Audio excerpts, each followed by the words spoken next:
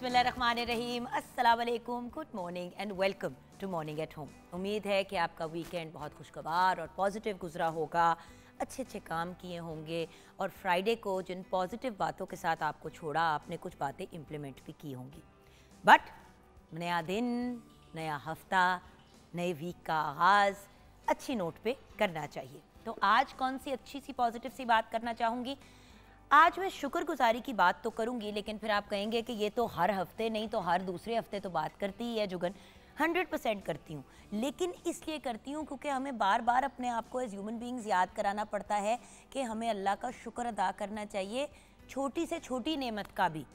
बड़ी बड़ी चीज़ों का तो हम शुक्र अदा करते हैं, जैसे अगर अपना घर बन जाए तो हम शुक्र भी अदा करते हैं, सदका खैरात भी करते हैं, उसके एवज़ चीज़ें भी देते हैं कि या अल्लाह ताला मज़ीद बरकत करें। कोई अच्छा कॉन्ट्रैक्ट हो, कोई काम हो, कोई चीज़ हो, ज़रूर लोग उस वक्त शुक्रगुजारी का इजहार करते हैं कोई ना कोई अच्छा काम करके। लेकिन जो छोटी छोटी नेमतें हैं जिससे अल्लाह ताला ने हमें नवाजा है, जो कहने को छोटी हैं लेकिन है बहुत बड़ी, जैसे कि आँखें। ये आँखें अल्लाह की बहुत बड़ी नेमत है। क्या हम इनका ख्याल रखते हैं? क्या हम इनका सही इस्तेमाल करते हैं? क्या हम इन आँखों को पढ़ाई लिखाई के लिए या पॉजिटिव कामों के लिए इस्तेमाल करते हैं, या फिर हम इन्हीं आँखों को इस्तेमाल करते हैं नेगेटिव चीज़ों को, नेगेटिविटी को फैलाने के लिए, लोगों की पर्सनल ज़िंदगियों के ऊपर नज़र डालने के लिए? उसी तरह अल्लाह ताला ने हमें ये हाथ दिए, इन हाथों से हम मेहनत कर सकते हैं, मजदूरी कर सकते हैं, एफर्ट कर सकते हैं, लोगों के लिए आसानी पैदा कर सकते हैं इन्हीं हाथों से। और इन्हीं हाथों से हम जान भी ले सकते हैं, किसी को मार सकते हैं, किसी को नुकसान पहुंचा सकते हैं, इन्हीं हाथों से रिश्वत ले सकते हैं।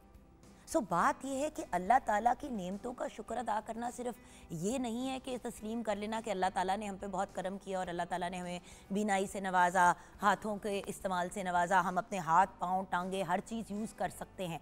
बहुत से ऐसे लोग हैं जिनके पास ये सलाहियतें नहीं हैं, जो डिफरेंटली एबल्ड हैं। कोई इंसान ऐसा है जो व्हील चेयर में, कोई इंसान ऐसा है जो देख नहीं सकता, कोई सुन नहीं सकता, कोई बोल नहीं सकता। सो अल्लाह ताला ने जिनको नवाजा है, क्या वो उसको अंडरस्टैंड करते हैं कि वो कितनी बड़ी ब्लेसिंग्स हैं, और फिर हम उन ब्लेसिंग्स के साथ करते क्या हैं? सो एक स्टेप तो हुआ कि अल्लाह का शुक्र अदा करना, और शुक्र अदा करने के अंदर इंसान के अंदर एहसास भी पैदा हो जाता है कि अल्लाह ताला ने हमारे पे कितने एहसान किए। अच्छा, वो बात हो गई। अगला स्टेप ये है कि फिर उन नेमतों का, उन फैसिलिटीज़ का, उन सलाहियतों का हम यूज़ क्या करते हैं? अल्लाह ने दिमाग दिया, अल्लाह ने ज़बान दी है, क्या हम इस दिमाग का पॉजिटिव इस्तेमाल करते हैं? उसी तरह जिस तरह हाथ से पढ़ाई लिखाई कर सकते हैं, दिमाग से किताबें पढ़ना, अपनी नॉलेज में इजाफा करना, लोगों के मसलों के हल को ढूंढना। या फिर हम इसी दिमाग को यूज़ करते हैं कि हम किस तरह दूसरे को नुकसान पहुंचा सकते हैं, किस तरह किसी इंसान को कोई नेगेटिव कमेंट पास करके उसकी औकात बता सकते हैं। दिमाग का ये भी यूज़ हो सकता है। ज़बान अल्लाह ताला की बहुत बड़ी नेमत। ये ज़बान हम बोलने के लिए भी यूज़ करते हैं, खाने के लिए भी इस्तेमाल करते हैं। इस ज़बान के बहुत काम हैं, लेकिन क्या हम इस ज़बान का सही इस्तेमाल करते हैं? सोशल मीडिया एक बहुत अच्छा एग्जाम्पल है ज़बान के गलत इस्तेमाल का। ऐसी ऐसी वीडियोस देखने को मिलती हैं, दिमाग और एक्चुअली ज़बान दोनों का इस्तेमाल अगर देखें तो नेगेटिव। हम ऐसी चीज़ें देखते हैं जो हमारे जहन को नेगेटिविटी की तरफ लेके जाती हैं। हम ऐसी वीडियोस, ऐसी चीज़ें पोस्ट करते हैं, ऐसी ऐसी चीज़ें लिखते हैं लोगों के ख़िलाफ़ जो इतनी बुरी और इतनी नेगेटिव होती हैं कि इंसान की रूह कांप जाती है। ऐसी ऐसी चीज़ें कह देते हैं सोशल मीडिया पे जो इंसान को सोचनी भी नहीं चाहिए। क्यों? क्योंकि हमें लगता है हम कर सकते हैं। लेकिन व्यूअर्स, उसी सोशल मीडिया का अगर पॉजिटिव इस्तेमाल करें, गाज़ा के बारे में अवेयरनेस लोगों को क्रिएट करें, फ़लस्तीन के साथ अपनी सपोर्ट शो करें, अपने कश्मीरी भाई बहनों के साथ सपोर्ट शो करें, सोमालिया में जो बच्चे बेचारे भूखे प्यासे मर रहे हैं उनके बारे में बात करें, क्या हम उसी सोशल मीडिया को अच्छे तरीके से नहीं यूज़ कर सकते? अल्लाह ताला ने हमें दिमाग के साथ नवाजा, उस दिमाग के थ्रू हम टेक्नोलॉजी की तरफ गए, हमने बहुत सी चीज़ें इन्वेंट की, उन चीज़ों को ईजाद किया। ब्लेसिंग है कि हमारे पास मोबाइल फ़ोन्स, टैब्स, डिवाइसेस, बहुत सी ऐसी चीज़ें होती हैं जिससे हम लोगों से कनेक्टेड रह सकते हैं। लेकिन क्या हम उनसे कनेक्टेड रहते हैं? नहीं, हम कनेक्टेड नहीं रहते। हम उन्हीं चीज़ों को यूज़ करते हैं उन लोगों को बुरा महसूस कराने के लिए जिनसे हमने कनेक्शन बनाई होती है उन्हीं सोशल मीडिया के प्लेटफॉर्म्स के through. So my point is viewers, एक तो शुक्र अदा करना है और उसके साथ इस चीज़ का एहसास अपने अंदर पैदा करना है कि छोटी से छोटी चीज़ कितनी बड़ी ब्लेसिंग है। इस वक्त मैं आपके पास सेट पे बैठी हूँ, अल्लाह का बड़ा करम है, साफ़ सुथरा पानी है मेरे पास, चाय का एक फ़्रेश कप है मेरे पास। ये अल्लाह ताला की बहुत बड़ी ब्लेसिंग है। इस वक्त टीवी पे ही मुझे बहुत से ऐसे लोग देख रहे हैं और दुख होता है ये बात कहते हुए, जो एक वक्त की रोटी नहीं उनको नसीब होती, साफ पानी पीने को उनको नसीब नहीं होता। सो अल्लाह का शुक्र अदा करना चाहिए, ये भी ब्लेसिंग है। मैं अपने हाथ हिला रही हूँ, ये ब्लेसिंग है। मैं इन टांगों का इस्तेमाल कर रही हूँ, अल्लाह की ब्लेसिंग है, और इस ब्लेसिंग का सही इस्तेमाल करना है। क्योंकि व्यूअर्स, अल्लाह ताला हमें नवाजते चले जाते हैं और हम ना शुक्री और रिकग्नाइज ना करने की वजह से ऐसे ऐसे नेगेटिव अमाल जो हैं वो अपनी ज़िंदगी का हिस्सा बना लेते हैं, जस्ट बिकॉज हमें लगता है कि हम तो बहुत लकी हैं। हाँ जी, आप लकी हैं, आप बड़े खुशकिस्मत हैं, लेकिन उस खुशकिस्मती को मेंटेन भी तो करना है ना। अगर अल्लाह ताला ने आपको बहुत पैसे से और बहुत चीज़ों से नवाजा है, तो आप उस पैसे का क्या इस्तेमाल कर रहे हैं? क्या सिर्फ उस पैसे को और पैसा कमाने के लिए यूज़ कर रहे हैं और शोशा के लिए यूज़ कर रहे हैं और दिखावे के लिए यूज़ कर रहे हैं? या फिर अगर अल्लाह ताला ने आपको करोड़पति बनाया है या अरबपति बनाया है, क्या उस पैसे का अच्छा इस्तेमाल कर रहे हैं, पॉजिटिव इस्तेमाल कर रहे हैं? हाँ, आपके ऊपर जिम्मेदारी नहीं है, मतलब आपके ऊपर कोई ये फ़र्ज़ नहीं है कि आपने तीजे मोहल्ले के किसी बंदे की सपोर्ट करनी है, लेकिन अगर आप साहिब हैसियत हैं तो आपके दिल में खुद ही आवाज़ उठनी चाहिए। देखिए, मुझे याद है कि जब मैं सूरह वाक़या पढ़ रही थी तो मेरी खाला ने मुझे समझाया, मैंने कहा ये मुझे थोड़ा सा खाला एक्सप्लेन करेंगी, अगर कोई मेरे से मिस्टेक हो जाए मुझे माफ़ कर दीजिएगा। बट उसमें जो बात जो मुझे बहुत ही खूबसूरत लगी वो ये लगी कि 3 किस्म के लोग होंगे एंड में। एक वो लोग होंगे जो बुरे होंगे, जो नेगेटिव होंगे, जो जहन्नुमी होंगे। दूसरे वो लोग होंगे जो अपने फ़राइज़ और अपनी बेसिक चीज़ों को पूरा करेंगे। और तीसरे वो लोग होंगे जो A+ या A* स्टूडेंट होंगे। मैंने उन लोगों में से बनना है। हमें कोशिश ये करनी चाहिए कि वो वाला इंसान बने, वो वाला शख्स बने जिसका रवैया सबसे अच्छा है, जिसका उठने बैठने का अंदाज सबसे बेहतरीन है, जो लोगों के लिए आसानियाँ भी पैदा करता है, लोगों के चेहरों पे मुस्कुराहटें लेके आता है। और इसके लिए अमीर होना ज़रूरी नहीं है व्यूअर्स, इसमें अपना मिजाज पॉजिटिव करना है, लोगों से अच्छे तरीके से पेश आना है, और जहाँ जहाँ आप लोगों के लिए आसानी पैदा कर सकते हैं आसानी पैदा करनी है, दैट्स इट। कोई नहीं आपको कह रहा कि आप अपना घर बार बेच के लोगों के लिए आसानी पैदा करें, करना चाहते हैं तो ज़रूर करें, अल्लाह इंशाल्लाह इसके एवज़ आपको करोड़ गुना ज़्यादा देगा, इंशाल्लाह, आमीन। लेकिन नीयत ये होनी चाहिए कि यार अच्छा करना है, मैं इतना लकी हूँ, अल्लाह ने मुझे इतना ब्लेस किया है, मैंने भी लोगों के लिए आसानी पैदा करनी है ताकि अल्लाह ताला मेरे से भी खुश हों। देखिए व्यूअर्स, बड़ी बेसिक बात है, इसीलिए मैं हमेशा कहती हूँ कि कुरान पाक को अगर ट्रांसलेशन के साथ पढ़ेंगे ना तो आप बहुत फ़ायदे में रहेंगे। Complete code of life, complete code of life, आपको एग्जैक्टली पता चल जाएगा कि आपने कैसे बिहेव करना है, कैसे नहीं बिहेव करना, आपके रवैये क्या होने चाहिए, आपको क्या क्या चीज़ें करनी चाहिए। अरबी में ज़रूर पढ़ें, ऑफ कोर्स वो तो बहुत अच्छी बात है, और ऑफ कोर्स कुरान पढ़ा भी यूजुअली अरबिक में ही जाता है, लेकिन जब अरबी में पढ़ रहे हैं तो उसके साथ साथ बच्चों को समझाएं, एक्सप्लेन करें, उनको उर्दू का तर्जुमा या अंग्रेज़ी का तर्जुमा, जो भी ज़बान बच्चों को समझ आती है, क्लियर समझ आती है, उसमें उनके साथ तर्जुमे के साथ कुरान पाक को पढ़ें, ताकि बच्चों को समझ आए कि वो पढ़ क्या रहे हैं और उनको गाइडेंस डायरेक्ट अल्लाह ताला से मिले। सो ये बड़ी इंपॉर्टेंट चीज़ें हैं व्यूअर्स, और इनको हमें आगे लेके चलना चाहिए। आइए पढ़ते हैं किचन की तरफ। शेफ़ अनम शेख हमारा वेट कर रही हैं। अस्सलाम वालेकुम अनम। वालेकुम अस्सलाम, कैसी हैं? मैं बिल्कुल ठीक, आप कैसी हैं? अल्हम्दुलिल्लाह। अनम, आज हम बात कर रहे हैं ब्लेसिंग्स की, और फिर उन ब्लेसिंग्स का सही इस्तेमाल करना। आप क्या कहेंगे? अच्छा, मैं ना अभी आपके इस जो आज का टॉपिक है ना उससे इतना रिलेट करूँगी कि रात को ही कुछ एक ऐसा इंसिडेंट हुआ जिस पे आप समझे कि मैं एक तरह से ना बहुत ज़्यादा वो दिल बर्दाश्ता नहीं हो जाता बंदा कि यार सोचता है मतलब कि वाई मी, मतलब इस तरह वाला एक एलिमेंट आ रहा था। बल्कि मैं अभी आज इस टॉपिक को हम लोग पहले भी डिस्कस कर रहे थे, तो जब आज ये टॉपिक आया ना तो मैंने कहा शायद ये मुझे ही रियलाइजेशन के लिए अल्लाह ताला ने दिखाने के लिए शायद आज मुझे इस दिन पे बुलाया, और ये चीज़ें बताना और ये आपके मुंह से सुनने के लिए शायद आज मुझे बुलाया कि आपको ना इंसान को हर हाल में अल्लाह का शुक्र अदा करना चाहिए, जिस हाल में भी हैं हम। बेटे, आप जब अपनी हालत को देखते हो और ना कहते हो ना हाय, एक लम्हे के लिए किसी ऐसे इंसान को देखो जिसके पास आपसे 10% कम भी है, आपको 10% कम है, मैं ये भी नहीं कह रही जो आपसे नीचे है, 10% भी जो आपसे कम पे है।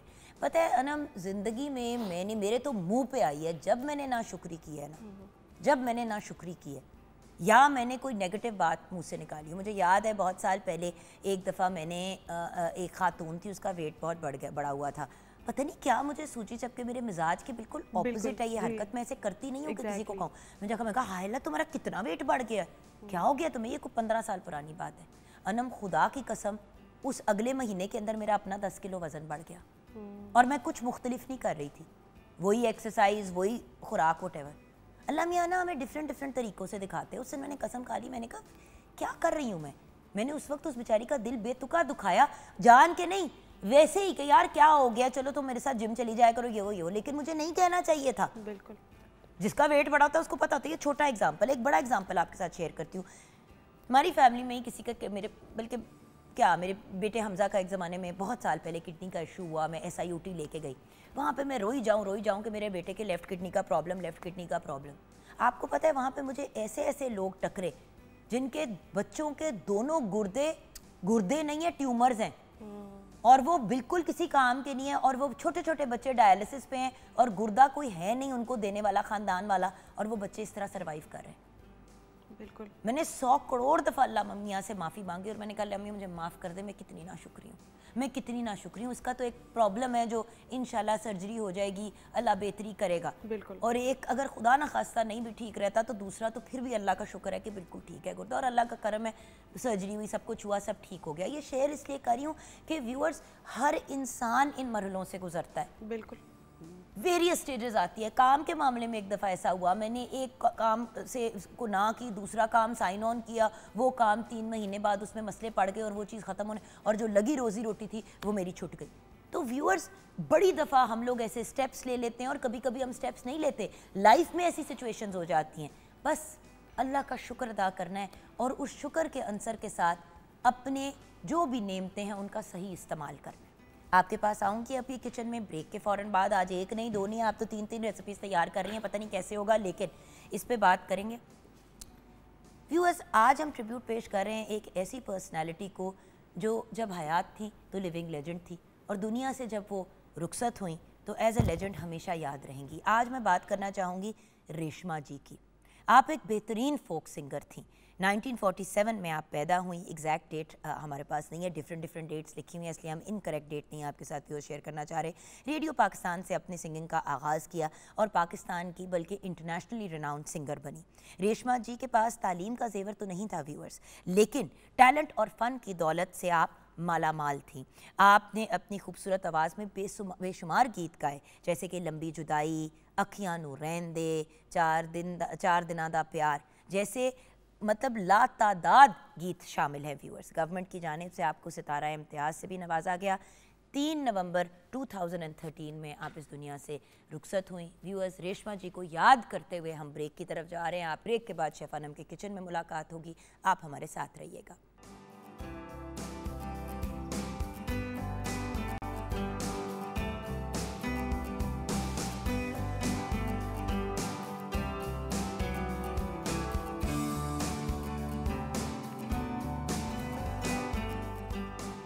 Welcome back from the break viewers. मैं आ गई हूँ किचन में, शेफ़ अनम के किचन में।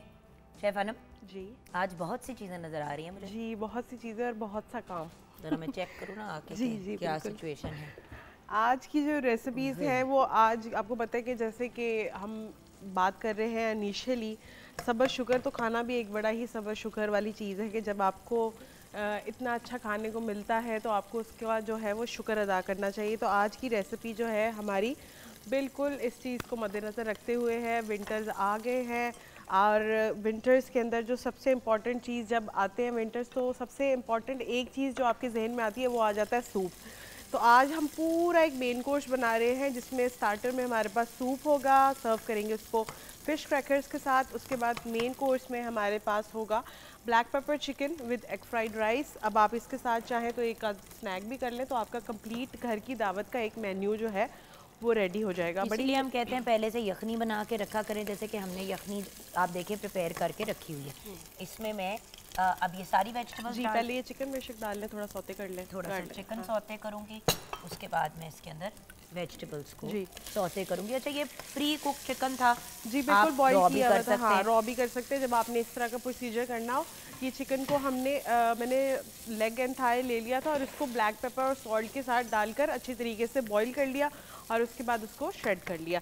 अब इसको जैसे जुगन, जी बिल्कुल सारी, जुगन आपी ने उसके अंदर ऐड किया है 2 से 3 टेबलस्पून हमने ऑयल ऐड किया है। ऑयल के साथ हमने इसके अंदर ऐड किया है बॉइल्ड चिकन और सौते। अब ये वेजिटेबल्स जो इसमें सिर्फ कैरेट और कैबेज ही जाती है, आप रेड वाली कैरेट भी यूज़ कर सकते हैं और ऑरेंज वाली भी यूज़ कर सकते हैं, दोनों से ही बहुत अच्छा इसका फ्लेवर आएगा।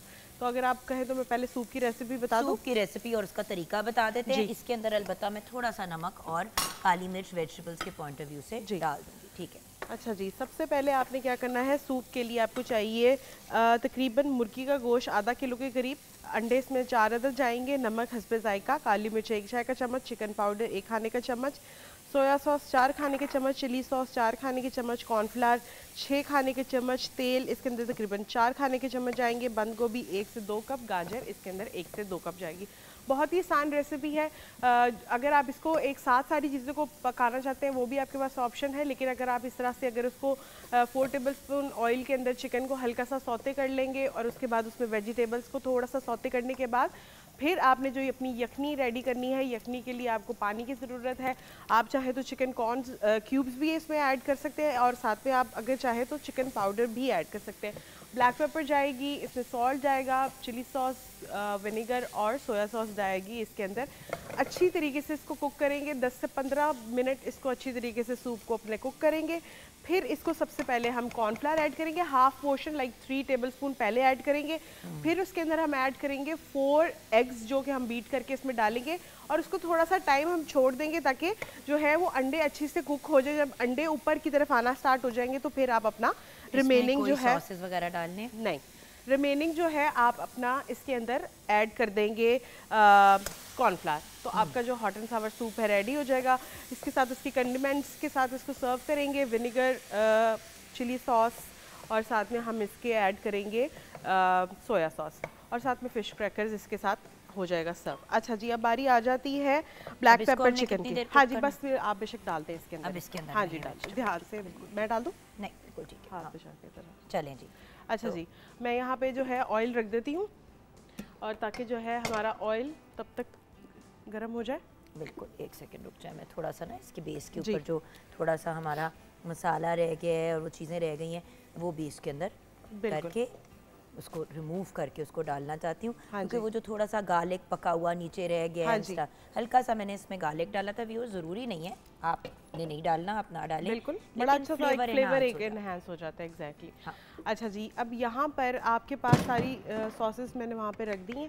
ये विनेगर है, सोया सॉस और चिली सॉस आप डाल के, हाँ जी, डालकर आप इसको पकने के लिए छोड़ दें। 10 से 15 मिनट हम इसको कुक करेंगे, फिर हम इसके अंदर कॉर्नफ्लावर ऐड कर देंगे। अच्छा, मीनवाइल मैं यहाँ पे पहले आपको मैरिनेशन कर देती हूँ ताकि हम चिकन जो है अपना फ्राई करना स्टार्ट कर दें। सबसे पहले हम इसके अंदर ऐड करेंगे, ये 1 किलो चिकन है, हम इसमें बोनलेस यूज़ कर रहे हैं, ब्रेस्ट पीस। इसको आपने स्लाइसिस फॉर्म में कट करना है। उसके बाद इसमें थोड़ी सी काली मिर्चें जाएंगी। काली मिर्चें डालना ऑप्शनल है, अगर आप डालना चाहें तो डाल लें, स्किप करना चाहें तो स्किप भी कर सकते हैं। साथ में इसमें नमक जाएगा हस्बे जायका। उसके साथ हम इसके अंदर ऐड करेंगे तकरीबन 2 से 3 टेबलस्पून के करीब हम इसके अंदर ऐड करेंगे शुगर। शुगर के बगैर ये आपका चिकन जो है वो अच्छा सा बिल्कुल भी रेडी नहीं होगा, तो शुगर मस्ट है इसके अंदर। साथ में हम इसके अंदर ऐड करेंगे तकरीबन 2 से 3 टेबलस्पून भरकर कॉर्नफ्लावर के। डिपेंड करता है कि अगर और की ज़रूरत पड़ेगी तो हम उसके अंदर और ऐड कर देंगे। साथ में हम इसके अंदर ऐड करेंगे थोड़ा सा चिकन पाउडर। अच्छा, ये बेसिक मैरिनेशन है जुगनापी, जो हर वक्त आप जो है जब भी चाइनीज़ बनाएं ये ही बेसिक यूज़ होती है। और हम इसके अंदर यूज़ कर रहे हैं एग वाइट्स। तो एग वाइट से क्या होता है कि आपका चिकन थोड़ा सा ज़रा क्रिस्पी बनता है, तो इसलिए अगर आप एग वाइट्स यूज़ करेंगे तो उससे ज़रा चिकन अच्छा क्रिस्पी और टेंडर बनता है। अगर आप होल एग यूज़ कर देते तो आपका चिकन थोड़ा सा सॉगी सा हो जाता है। तो सिंपल इसको अच्छी तरीके से मिक्स करना है और कोई ज़रूरत नहीं है इसको रखने की, मैरिनेट करके राइट अवे भी आप इसको जो है वो फ्राई कर सकते हैं। तो बस आपने इस तरीके से चिकन को अपने ले लेना है, उसको स्लाइसेस फॉर्म में कट कर लेना है और साथ में आपने इसके अंदर ऐड कर देना है कॉर्नफ्लावर और काली मिर्चें, चिकन पाउडर, ये सारी चीज़ें। अगर आपको काली मिर्चों का फ्लेवर फॉर एग्जांपल नहीं पसंद इस तरह से चिकन के अंदर, तो आप उसको स्किप करके सिर्फ सॉल्ट एंड शुगर के साथ भी चिकन को मैरिनेट कर सकते हैं, कॉर्नफ्लावर एग के साथ। बिल्कुल। तो ये हो गया हमारा चिकन अच्छी तरीके से मैरिनेट। थोड़ा सा मैं इसको स्वीट एंड सार के पॉइंट ऑफ व्यू से इसकी फ्लेवरिंग ठीक कर रही हूँ। जी बिल्कुल, क्योंकि आप अगर ट्राई करेंगे तो तभी आपको समझ आएगी एग्जैक्टली कि उसका फ्लेवर सही आ रहा है कि नहीं बिल्कुल आ रहा है। क्योंकि जो सूप होता है उसके अंदर आपको बाय द टाइम जैसे जैसे आप उसका फ्लेवर चेक करते रहते हैं तब ही आपको उसका आइडिया होता है। इसीलिए आपको ऑन साइड जो है ये कंडीमेंट्स दिए जाते हैं कि अगर आपको और ज़रूरत है सॉल्ट, ब्लैक पेपर या विनेगर, सोया सॉस किसी की भी, तो आप अपने उसके अंदर आप ऐड कर सकते हैं। बिल्कुल। तो ये चिकन जो है हमारा हो गया है मैरिनेट, तो आप अब बेशक इसको जो है वो फ्राई कर लें। ठीक है, मैं चिकन और इसकी इतनी देर में जो है मैं आपको ब्लैक पेपर चिकन की रेसिपी बता देती हूँ। आप देख रहे हैं व्यूअर्स, मैं कंसिस्टेंटली चेक कर रही हूँ कि जायका परफेक्ट होना चाहिए। खट्टा है, थोड़ा सा मिर्ची भी होना चाहिए बिकॉज हम हॉट एंड सावर बना रहे हैं। बट सावर का मतलब ये नहीं होता कि इतनी उसके अंदर आप मिर्ची डाल दें कि वो पीने और खाने के काबिल वो हॉट एंड सॉर के बजाय सिर्फ हॉट ही सूप रह जाए, सावर और उसके अंदर कुछ ऐसी चीज़ ना आए। अच्छा जी, अब मैं बता दूं आपको रेसिपी? हाँ जी प्लीज़। अच्छा जी, ब्लैक पेपर चिकन के लिए हमें मुर्गी का गोश्त चाहिए तकरीबन 1 किलो के करीब। उसकी मैरिनेशन के लिए नमक हस्बे जायका, चीनी 2 खाने के चम्मच, अंडे की सफ़ेदी 2 से 3 अदद, कॉर्नफ्लावर हम इसके अंदर ऐड करेंगे 3 से 4 खाने के टेबल स्पून। उसके बाद वेजिटेबल्स में हम इसके अंदर ऐड करेंगे प्याज 2 अदद जाएंगे, हरी मिर्चें 6 से 8 अदद जाएंगी, सूखी मिर्चें 5 से 8 अदद जाएंगी, शिमला मिर्च इसके अंदर जाएगी तकरीबन 2 अदद, कॉर्नफ्लावर इसमें 4 खाने के चम्मच जाएंगे, पानी हस्बे ज़रूरत जाएगा इसके अंदर। इस ब्लैक पेपर सॉस बनाने के लिए तेल हमें 6 खाने के चम्मच चाहिए, लहसुन 2 खाने के चम्मच, नमक हस्बे जायका, चिकन पाउडर 1.5 खाने का चम्मच, ऑयस्टर सॉस 6 खाने के चम्मच और काली मिर्चें आधा चाय का चम्मच, ये हम इसके अंदर ऐड करेंगे इसकी सॉस के लिए। बहुत ही आसान और जल्दी बनने वाली रेसिपी है। मैं हमेशा एक बात कहती हूँ, जुगनापी की चाइनीज़ जो है ना वो सबसे आसान चीज़ है बनाने के लिए, अगर आपकी सारी प्रिपरेशंस जो हैं वो हुई हैं।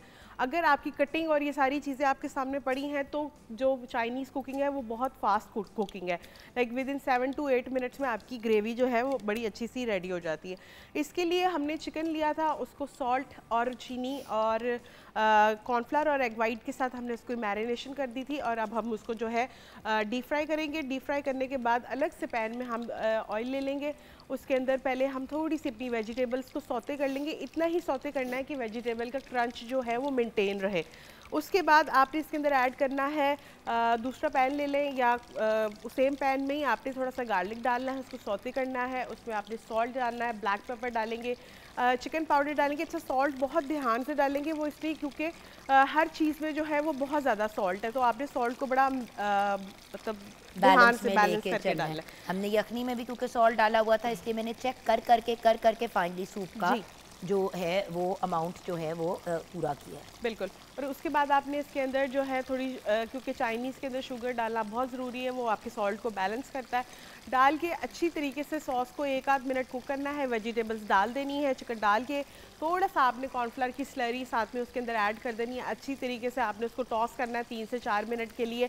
और इसका सबसे इम्पॉर्टेंट इंग्रेडिएंट जो है वो है जी oyster sauce. Black pepper chicken जो है वो ऑयस्टर सॉस के बगैर नहीं बनता, तो मैं यही कहूँगी कि एक अच्छी क्वालिटी की अगर आप एक दफ़ा ऑयस्टर सॉस ले लें तो उससे जो है लॉन्ग टर्म चलता जो है वो आपके घर पे चलती है। तो उसके तकरीबन हम 4 से 6 टेबल स्पून इसके अंदर डालेंगे और इसको मिक्स करेंगे। और आपने वेजिटेबल इसमें तब ही डालनी है जब आपने राइट अवे सर्व करना है। उसके बाद मेरा एक सवाल है, अब हम ये जो चिकन है क्या हम इसको 2 पोर्शंस में ही करेंगे ना? जी बिल्कुल, क्योंकि जब हम इसको 2 से ज़्यादा पोर्शंस में करने की कोशिश करेंगे तो वो बहुत ज़्यादा मेरे ख्याल से टू मच हो जाएगा। जी बिल्कुल, अभी वो फिर एकदम ऑयल का टेम्परेचर नीचे आ जाएगा और जो हमारा चिकन जो हम थोड़ा क्रिस्पी चाह रहे हैं वो थोड़ा सॉगी हो जाएगा। अब यहाँ पे ही आपका चिकन जो है ऑलमोस्ट 100% कुक हो जाएगा, तो इसलिए सॉस में डाल के आपको अपने चिकन को पकाने की ज़रूरत नहीं है बिल्कुल भी। तो अगर आप इस प्रोसीजर को देखें, मैं इस प्रोसीजर को अगर आप स्किप करना चाहते हैं कि डीप फ्राइंग नहीं करना चाहते तो आप इसको बेक भी कर सकते हैं, लेकिन उसका वो वाला जो रेस्टोरेंट स्टाइल वाला एक एलिमेंट है वो नहीं आ पाएगा, क्योंकि बाकी हर चीज़ में तो बहुत थोड़ा थोड़ा ऑयल की क्वांटिटी जाएगी। मेन बेसिक तो यहीं पे ही ऑयल हम ज़्यादा यूज़ करते हैं। और इसको सर्व करेंगे हम एग फ्राइड राइस के साथ। तो एग फ्राइड राइस की रेसिपी बता दूं मैं क्या चाह रही हूँ कि सूप आप डन कर दें, क्योंकि सूप एक्चुअली हमारा ऑलमोस्ट मुकम्मल हो गया। जी बिल्कुल। तो आप अगर इसमें एग डाल के वो वाला हमारा काम कर दीजिए तो हमारा ये वाला मैं आपको इसके अंदर पहले थोड़ा सा कॉर्नफ्लावर कर देती हूँ रेडी। वैसे आप देखें कि ऑलरेडी काफ़ी थिक है, इसमें बिल्कुल थोड़ा सा कॉर्नफ्लावर जाएगा। हाँ, तो मैं ये चाह रही हूँ कि हम आपको साइमल्टेनियसली दिखाएं कि जी हमने चिकन भी अपना साथ साथ फ्राई कर रहे हैं, वो भी कर रहे हैं, एक एक करके ना सारी चीज़ें जो हैं वो तरीके से डन की जा सकती हैं। बिल्कुल।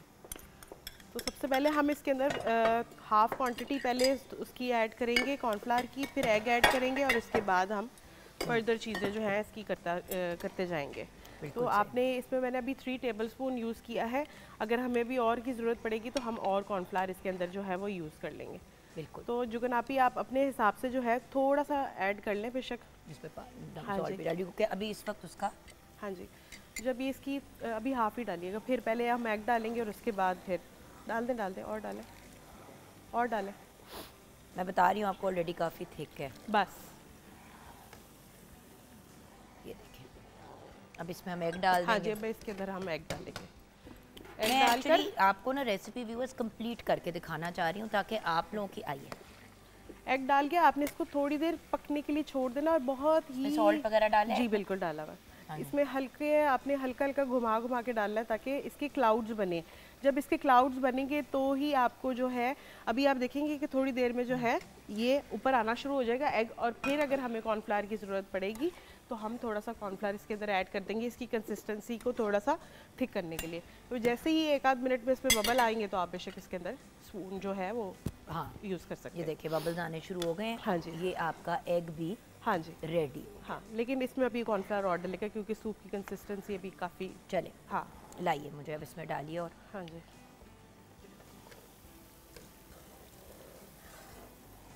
ये ले सूप आपका व्यूअर्स अब 100% रेडी है। जी बिल्कुल।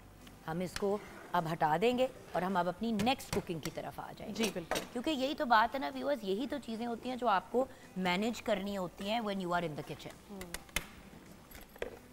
अच्छा जी, अब हम बारी आ जाते हैं इसकी, हमारे राइस की रेडी कर लेते हैं। बिल्कुल, क्योंकि अभी चिकन को तो थोड़ा टाइम है, तो यहाँ पे राइस के लिए आ जाते हैं। तो इसमें सबसे पहले हम ऑयल डाल के सबसे पहले हम स्क्रैम्बल्ड एग जो है वो रेडी कर लेंगे। बिल्कुल ठीक है।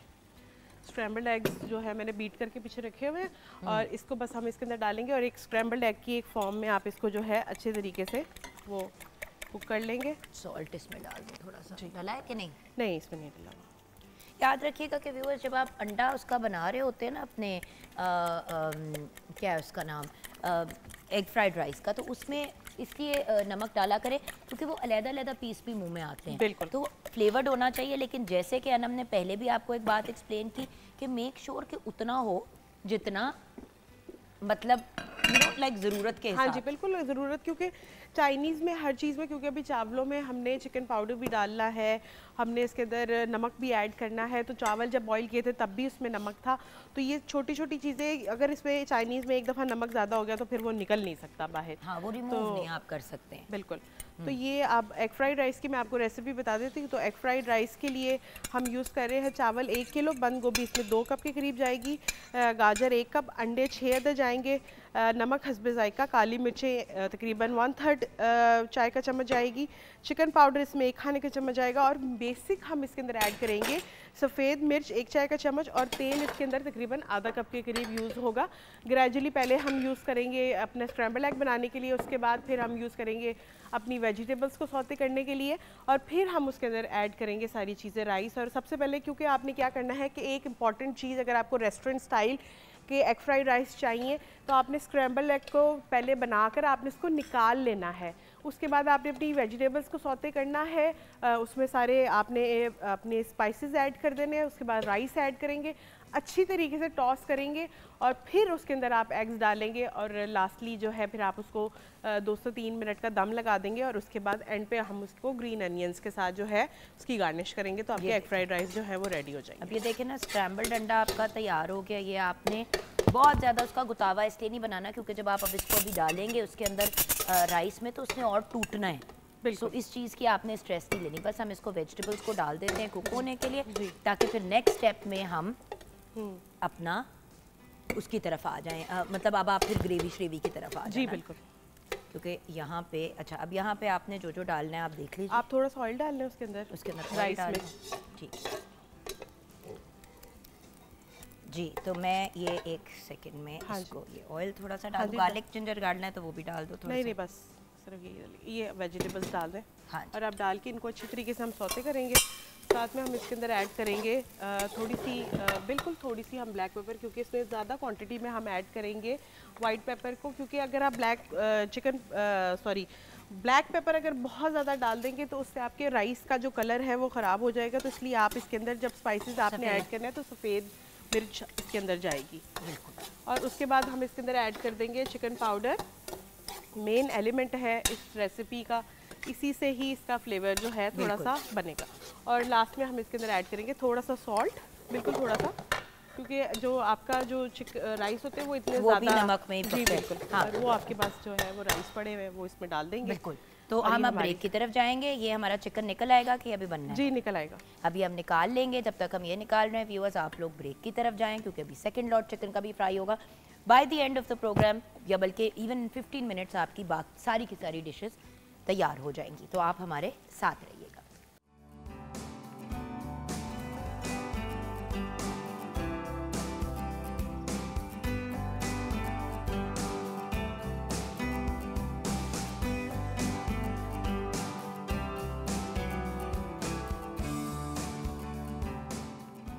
Welcome back from the break viewers. Break के बाद बहुत से सवालों वाली ज़ैनब गोंदल ने हमें ज्वाइन कर लिया, न्यूट्रिशनिस्ट, डाइटिशियन, फूड टेक्नोलॉजिस्ट। अस्सलाम वालेकुम। वालेकुम अस्सलाम। आपने मुझसे अभी ब्रेक में एक सवाल पूछा कि वो जो हमने मर्दों का कुक ऑफ कराना था वो कब होगा। बिल्कुल। तो मैं आपके उस सवाल का ऑनरी जवाब दे देती हूँ। इंशाल्लाह व्यूअर्स नेक्स्ट वीक से हमारा प्लान तो यही है। हमारे पास बहुत से ऑडिशंस भी आए हैं, डिफरेंट किस्म के लोगों ने अप्रोच भी किया है। तो हमारा नेक्स्ट वीक से अगर आप भी अप्लाई करना चाहते हैं तो आप भी व्यूअर्स कर सकते हैं। हमें डीएम करें। मॉर्निंग एट होम का हमारा फेसबुक का पेज है, 042992000648 पे आप कॉल भी कर सकते हैं और अपनी डिटेल्स शेयर कर सकते हैं।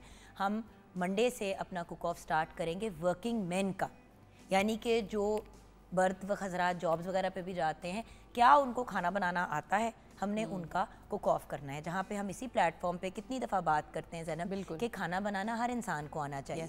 वहाँ पे मर्द की भी उतनी रिस्पॉन्सिबिलिटी है जितनी फीमेल की है। ऐसे ही तो मेल क्या लड़कों को, आजकल के लड़कों को आता है खाना बनाना? अगली जनरेशंस को तो हम सब तैयार कर ही रहे हैं। ऐसे ही जैसे मेरे बेटे हमजा को आता है खाना बनाना, हसन को भी और नूर को भी। अच्छा बनाता है और बड़ा अच्छा बना लेता है। उस दिन आपने देखी भी थी हमारी वीडियोस वगैरह, और हमने तो बात ही, और उसको निदा ने सिखाया मेरी। बिल्कुल।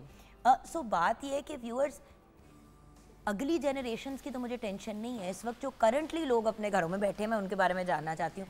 और फिर एंड में हम जो वर्किंग वुमेन जीती थी और जो वर्किंग मैन जीते हैं उनका आपस में मुकाबला कराएंगे। वाह। देखेंगे कि बॉयज वर्सेस गर्ल्स। ये ज्यादा मजे का। बाहर के मुल्कों में तो देखें ज्यादातर शेफ नॉट ज्यादातर बट तादाद मर्दों की ज्यादा है, और बहुत बड़े बड़े शेफ्स जो हैं वो मेल ही हैं। ऐसे ही है। सो देखते हैं कि यहाँ पे क्या सिचुएशन है।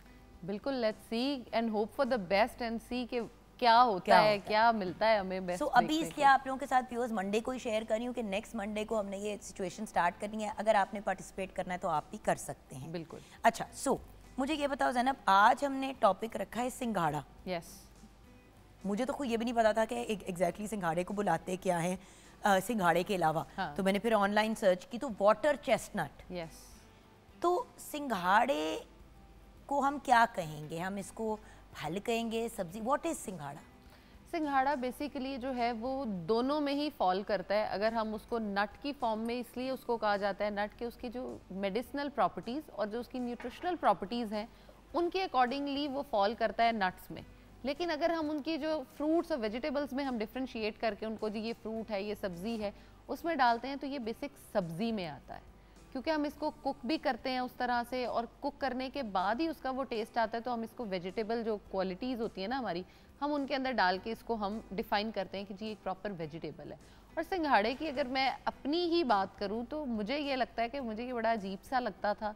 मैं इसको कभी भी ना खाती थी ना देखती थी। इवन मेरे पेरेंट्स खा रहे होते थे तो मैं उठ जाती थी वहाँ से। मैं वही कहने लगी हूँ कि मतलब सिंघाड़ा एक्चुअली या तो लोग खाते हैं या नहीं बिल्कुल नहीं खाते। इट्स ऑलमोस्ट लाइक मतलब बैंगन। हाँ। कि मतलब बैंगन या भिंडी एक ऐसी सब्जियां हैं दो के बच्चे वगैरह और यूजुअली जो यंगर जनरेशन है वो अवॉइड करती है। हाँ। आगे जाके खाना शुरू कर देते हैं। बिल्कुल ऐसे ही है। लेकिन सिंघाड़ा तो हमारे घर में फॉर एग्जांपल नहीं आता। हाँ। कोई नहीं खाता। यस। जबकि मैंने देखा है रोड साइड पे वो खोल के उन्होंने रखे हुए होते हैं, उस पर चीज़ें लगा के आपको देते हैं ट्राई करने के लिए। अच्छा, मेरे फादर जो थे वो तो बहुत सारे इकट्ठे ला के घर पे स्पेसिफिकली बनवा के और बड़े उसका ना इह्तमाम पापा करते थे, और मैं बड़ी हैरान होती थी कि यार पापा क्या कर रहे हैं। लेकिन अच्छा, बहुत सारी चीज़ें ऐसी हैं जिनके बारे में जब पढ़ा, देखा और उसकी रिसर्चेस देखी, फिर उसको खाना स्टार्ट किया। सिंघाड़े का तो पाउडर भी लोग बनाते हैं। बिल्कुल, और सिंघाड़े के पाउडर के जो बेनिफिट्स हैं वो मुझे लगता है सिंघाड़े से भी ज़्यादा हम ले रहे होते हैं। मैं अभी आगे वो भी बताती हूँ। मैं बिल्कुल नहीं खाती थी, मैंने जो है जब बेनिफिट्स देखे, पढ़े, मैंने फिर खाना शुरू किया, और उम्मीद करती हूँ कि आज के शो के बाद बहुत सारे लोग जो हैं वो सिंघाड़े को अपनी डाइट में ऐड ऑन ज़रूर करेंगे। सिंघाड़ा अब सीजन में है? सीजन में है, बिल्कुल सीजन और में। कब तक रहेगा सीजन? ये आता बड़े शॉर्ट से पीरियड के लिए, आप समझे मैक्सिमम भी 30 to 45 डेज आता है, उसके बाद ये 4 से 6 हफ्ते के लिए आएगा। हाँ। तकरीबन इतना ही आता है, उसके बाद आपको ये मिल नहीं रहा होता। लेकिन बहुत सारे लोग इसको स्टोर कर लेते हैं, बहुत सारे लोग जैसे हम कह रहे हैं आटे की फॉर्म में इसको ड्राइड फॉर्म में रख लेते हैं, उसको यूज़ करते हैं। सबसे पहला जो इसका बेनिफिट है वो उन लोगों के लिए जिन लोगों को डाइजेशन के प्रॉब्लम्स रहते हैं, जिन लोगों को ग्लूटेन सूट नहीं करता और उन्हें समझ ही नहीं आ रही होती कि हमारे पास ऑप्शंस क्या हैं। क्योंकि जब आपको ग्लूटेन एलर्जी होती है, सारे घर वाले खा रहे होते हैं, आप बड़ा जो है ना वो अलग फील करते हो कि अब मैं क्या करूं। ये अलग ग्लूटेन एलर्जी से मुराद वो लोग जो आटा नहीं खा सकते, लाइक जो मतलब होल व्हीट आटा होता है, फिर उनके लिए डिफरेंट ऑप्शंस जो हैं वो ढूंढने पड़ते हैं। सो सिंघाड़े का आटा भी एक ऑप्शन है, बाजरे का आटा भी। बिल्कुल, बाजरा हो गया, ज्वार हो गया, जौ हो गया, बेसन का आटा जो है आप उसके लिए भी यूज़ कर सकते हो। अब इसमें बहुत सारे लोग क्या कर रहे हैं कि वो टेस्ट कर रहे हैं कि हमें कौन सा आटा सूट करता है, और ये सबसे अच्छी चीज़ मुझे लग रही है। पहले अगर किसी को ग्लूटेन एलर्जी होती भी थी ना तो हम कहते थे दैट्स नॉट पॉसिबल, आप खाओ कुछ नहीं होता, एक दिन में एक रोटी तो आप ले ही सकते हो। लेकिन जिस दर्द से वो बंदा गुजर रहा होता है वो हमें समझ में नहीं आ रही होती। अब अगर आपको समझ आ गई है कि जी मुझे ग्लूटेन एलर्जी है, तो आप बजाय इसके कि मिक्स आटों पे जाओ और उसको इस्तेमाल करना शुरू करो, आप अलग अलग सिंगल सिंगल खाओ और देखो क्या वाकई वो आपको सूट कर रहे हैं या नहीं। जो चीज़ें सूट करें आप उनको मिक्स एंड मैच करके बाद में बिल्कुल यूज़ कर सकते हो। अब सिंघाड़ा एक ऐसी चीज़ है जिसका पाउडर जो आपके पास आता है, अगर आप उसको यूटिलाइज करते हो डेली बेसिस पे, ग्लूटेन वाले तो बड़ी मौज में आ जाएंगे इससे। जो डायबिटीज़ पेशेंट्स हैं, जिन लोगों की। लेकिन एक सवाल है, क्या सिंघाड़े के आटे का की पूरी उसी की आपने रोटी बनानी है या उसमें कोई एडिशन भी करनी है? क्योंकि देखिए सिंघाड़ा ज़रा चिपचिपा सा उसका टेक्सचर फ़र्क है आटे से, तो जब आप उसको बनाएंगे तो वो ज़रा चिप सी रोटी। जो आटा बाहर से मिल रहा है ना हमें सिंघाड़े का, वो उसको ड्राई करके उसके बाद उसको ग्राइंड किया हुआ वो बिल्कुल आटे की फॉर्म में ही हमें मिल रहा है, लाइक वो बड़ा सेम है। हाँ। लेकिन अगर आपने आज तक पहले कभी सिंघाड़ा एज सच रोटी ट्राई नहीं की तो ऑफकोर्स आपको टेस्ट पसंद नहीं आएगा। आप किसी भी एक आटे को उसके साथ मिक्स करके उसकी रेशो जैसे 90% दूसरे आटे की रखो, 10% सिंघाड़ा रखो, आहिस्ता आहिस्ता 80, 20, 70, 30 रेशोज जो है वो कम करते जाओ, सिंघाड़े की बढ़ाते चले जाओ। 50-50 भी अगर आप रखते हो तो आप मैक्सिमम बेनिफिट्स जो है वो सिंघाड़े के ले सकते हो। और उसमें होगा ये ना कि फिर आप वो वाला आटा यूज़ करें, जैसे अगर आटा नहीं सूट करता, हाँ, तो आपने जौ और दो और चीज़ें मिक्स करके एक कॉम्बिनेशन बना ली ताकि जायका जो है वो, क्योंकि वही वाली चीज़ है ना, देखो ज़ैनब कितनी भी कोई चीज़ आपके लिए फ़ायदेमंद हो, एक दिन खा ली, दूसरे दिन खा दी, तीसरे दिन बद जायका चीज़ नहीं खाई जाती ऐसे ही। और यही बात तो हम बार बार मॉर्निंग एट होम पे सिखाने की कोशिश व्यूअर्स आपको भी करते हैं, ज़ैनब और मैं वीडियोज़ भी बनाते हैं, यूट्यूब पर भी हम अक्सर इस चीज़ पर बात करते हैं मिलके कि भाई खाना डाइट फूड और डाइटिंग और बद जायका खाना कोई नहीं खाना चाहता। वो आप 2 दिन 3 दिन 4 दिन वजन कम करने की हद तक तो कर लेते हैं, उसके बाद फिर आप उसको मेंटेन नहीं कर पाते हैं। तो चीज़ वो करें जो सस्टेन कर सके, जिसका जायका भी अच्छा हो। और दुनिया में कहीं नहीं लिखा हुआ कि अगर आप अपना लाइफस्टाइल चेंज करें तो उसके अंदर मज़े की चीज़ें नहीं हो सकती खाने। ऐसे ही है, हम लोगों ने बस उसको एक सोच बना ली है तो ऑफकोर्स वो मज़ा फिर नहीं आता। कि बस डाइट करनी है तो बद जायका ही खाना होगा। आप अच्छा खा के भी वेट लॉस कर सकते हैं और बड़ा अच्छा वेट लॉस कर सकते हैं। आपने अपने सिंघाड़े को जो है वो, अच्छा मैं डायबिटीज़ की इसमें बात करी थी, आपने डायबिटीज़ के लिए अगर यूज़ करना है तो डायबिटिक पेशेंट जो होते हैं ना वो बेचारे बहुत ज़्यादा डिसहार्ट हो गए होते हैं कि हमें डॉक्टर ये भी नहीं खाने दे रहा, हमें ये भी मना कर रहा है। डॉक्टर से ज़्यादा जो इर्द गिर्द वाले लोग होते हैं ना वो आपके ज़्यादा डॉक्टर बन चुके होते हैं आपकी डायबिटीज़ में स्पेसिफिकली, ये खा लो, ये कर लो, वो कर लो। जैसे कुछ दिन पहले मेरे पास एक पेशेंट थी, मुझे कह रही है कि मैं ना एक मेडिसिन डायबिटीज़ की है, मैं उसको 500 सुबह ले रही हूँ, 500 शाम में ले रही हूँ। मैंने पूछा तो उसने बताया मैंने आगे से उससे पूछा कि डॉक्टर ने तुम्हें इतनी ही प्रिस्क्राइब की है? तो आगे से मुझे कह रही है नहीं, डॉक्टर ने तो मुझे 1000 इकट्ठी खाने के लिए दी है सुबह में, लेकिन मैं 500 सुबह और 500 शाम खा रही हूँ कि 1000 इकट्ठी शायद मेरे लिए अच्छी ना हो। मैं इतनी हैरान हूँ कि उसको खुद देख रही हूँ कि अपने डॉक्टर खुदारा खुद ना बना करें। डॉक्टर ने जो आपको 1000 दी है वो आपकी माइट भी सुबह उठते ही शुगर स्पाइक इतनी ज़्यादा होती हो कि आपको उस टाइम पे कंट्रोल की ज़रूरत हो, आपको रात को ज़रूरत ही ना हो। तो अपने डॉक्टर खुद ना बना करें और इर्द गिर्द इतने डॉक्टर्स की ना सुना करें बात। आपने सिंघाड़ा ले लिया, सिंघाड़े ने क्या किया, जो आपका एकदम से जो है ना बूस्ट आता है ना शुगर बढ़ने का, आपने सिंघाड़ा सिंपल फॉर्म में, फ्रूट की फॉर्म में ले लिया या आटे की फॉर्म में लिया, वो सप्रेस हो जाता है। जो इंसुलिन स्पाइक्स बार बार आ रही होती हैं वो नहीं होने देती, और जो आपकी भूख बार बार लग रही होती है ना, ये उसको बहुत अच्छे से मैनेज करता है। अच्छा, एक तो हमने आटे के फॉर्म में बात की, बट हम और किस किस तरह से खा सकते हैं और कितनी कितनी मिकदार में खाना है और ये सारा कुछ, ये हम आपसे इन्फॉर्मेशन लेंगे छोटी सी ब्रेक के बाद। डन।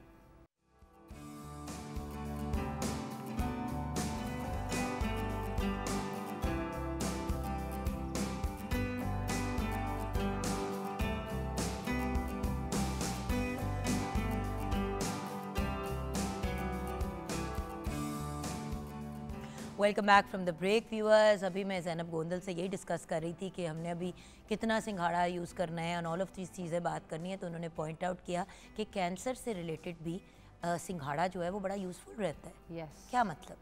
कैंसर जिन पेशेंट्स में अल्लाह माफ़ करे हो चुका है, या ब्रेस्ट कैंसर की स्पेसिफिकली जो कंप्लेंट्स आ रही हैं, या जिन लोगों में फैमिली हिस्ट्री है कैंसर की, उनको चाहिए कि वो सिंघाड़े को इन सीज़न और इवन जब वो आउट हो चुका हो तो चाहे ड्राइड फॉर्म में जैसे भी उसको इस्तेमाल लाजमी तौर पे करें, क्योंकि इसके अंदर बहुत सारे एंटीऑक्सीडेंट्स ऐसे होते हैं जो आपको कैंसर जैसी बीमारियों से भी बचाते हैं। बहुत सारी जो क्रॉनिक डिजीज़ेज़ हमारी चल रही होती हैं उनसे तो हमें बचा ही रहे होते हैं, क्योंकि इसके अंदर पोटेशियम की अमाउंट बहुत अच्छी मिकदार में होती है, इसके अंदर आयरन बड़ी अच्छा होता है, इसके अंदर विटामिन सी बड़ी अच्छी अमाउंट में मौजूद होता है, इसमें जिंक बहुत अच्छा होता है। तो ये आपकी हार्ट हेल्थ के लिए बहुत अच्छा है, आपके कोलेस्ट्रॉल के जो LDL के लेवल्स हैं उनको कम करने के लिए बड़ा काम आता है। उसके अलावा विटामिन सी है तो ऑफकोर्स आपकी स्किन के लिए भी अच्छा है, आपकी इम्यूनिटी को बूस्ट करने के लिए बहुत अच्छा है, और मज़े की बात यह है ये आपके वेट लॉस में भी बहुत ज़्यादा हेल्प करता है। कितना इस्तेमाल करें? क्योंकि देखो, एक तो आपने पाउडर फॉर्म बात कर दी, बट पाउडर फॉर्म भी कितना यूज़ करें?